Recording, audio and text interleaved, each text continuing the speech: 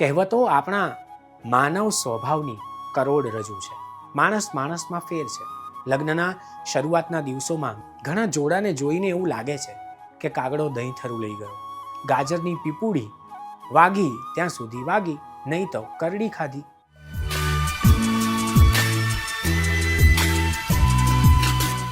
કહેવતો આપણા સ્વભાવનો અરીસો. છેલ્લે ક્યારે બોલ્યા હતા? ભાષા કેટલા બધા લાડ લડાવે છે. ક્યારેક કવિતાની પંક્તિઓ યાદ રહી જાય છે, ક્યારેક ઉત્તમ વાંચન અંગત ડાયરીના પાનામાં સુવાક્યો બનીને જિંદગીભર સચવાય છે. ક્યારેક નવલકથાના પાત્રોની જેમ જિંદગી જીવવાનું મન થાય છે. ક્યારેક નાટક જોતા જોતા પાત્રોમાં અભિવ્યક્ત થતી સંવેદના આપણામાં આવીને ઉછરવા માંડે છે.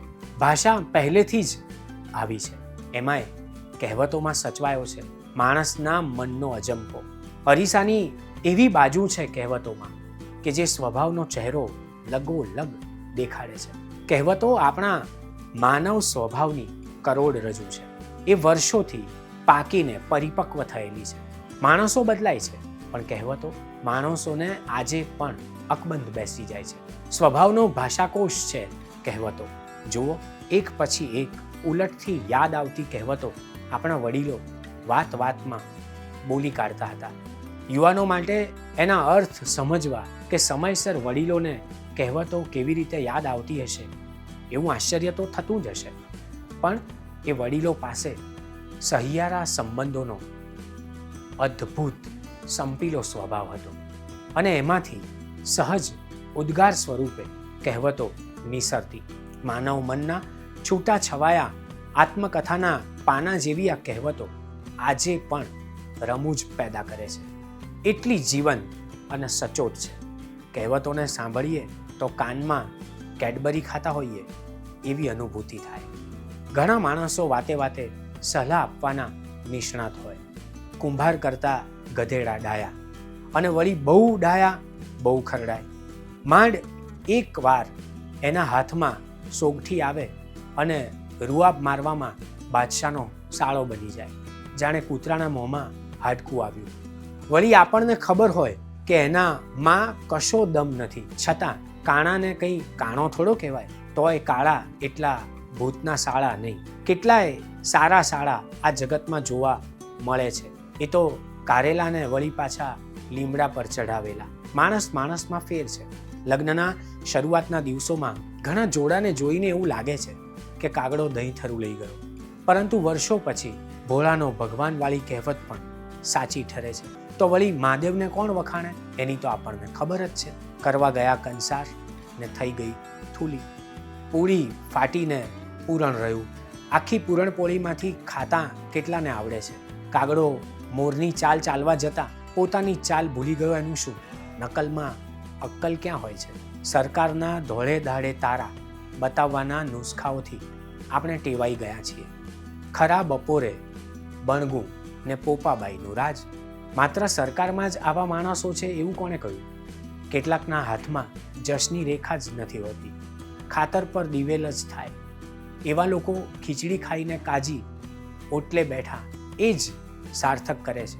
એમને ડફણા મારવા પોસા એવા નથી હોતા, વારંવાર સમજાવવા પડતા હોય છે. ગધેડાના વિવાહ ઢીંકા પાટુએ થાય વાળી પરિસ્થિતિ હોય છે. વળી કેટલાક જીવંત લોટરી જેવા હોય, લાગે તો તીર નહીતર તુક્કો. ગાજરની પીપુડી વાગી ત્યાં સુધી વાગી, નહીં તો કરડી ખાધી. વળી વાતના સમર્થક હોય છે આવા લોકો. દરેક વાતનો મસાલો હોય છે એમની પાસે. ગામ કરતાં વાળંદ ડાયો ને બધા ડાયા સાથે બેસે ત્યારે ઝાઝા રસોઈયા જમણ બગાડે અને ઘણી સુયાણીએ સુવાવડ બગાડે. ચતુરના ઘરમાં એઠી કડછી. હવે આ કડછી એ ક્યાં રહી છે?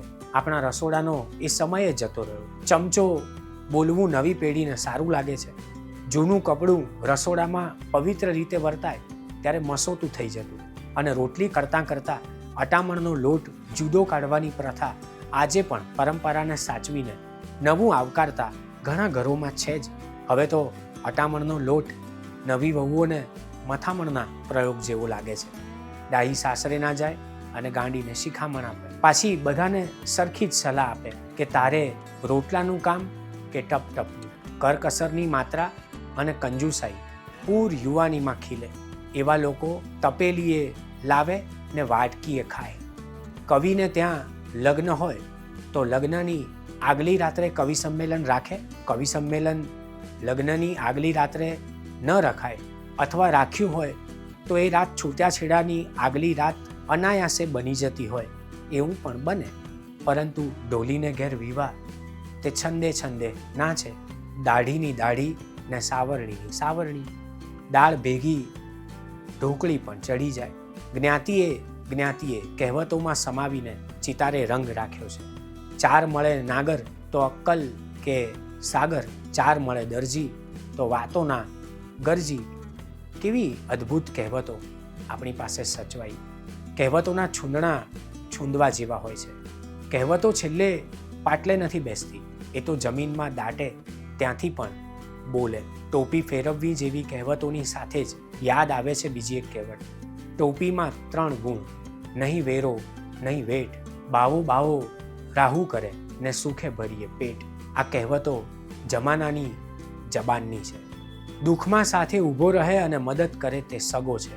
અને સાચી સ્ત્રી ઘરમાં કશું જ ન હોય છતાં પેટે પાટા બાંધીને ઘર ચલાવે. માણસાઈ છેલ્લે પાટલે બેસી ગયેલા આપણે આ કહેવતોને વાંચીએ ત્યારે જાતને ઢંઢોળીએ તો એક આખું ભૂલાઈ ગયેલું સમાજ જીવન નવી સમજ સાથે સજીવન થાય છે. હજુ કેટલીય કહેવતો રહી ગઈ છે, પણ ચલતી કલમે ચલતી જીબાને જે યાદ આવ્યું એને ઉજવણું કર્યું. એનું એક લિસ્ટ તમારી આંખો સામે કાન સામે ઊભું કરી આપ્યું. કહેવતો અપડેટ રાખવા જેવી છે, એની સાથે જીવવા જેવું છે. બાકી તમાશો ને તમાચો બંને સરખા જ પડે છે કહેવતોમાં. છાશ લેવા જવું ને પૂંઠ પછવાડે દોણી સંતાડવી એ આપણું કામ નથી.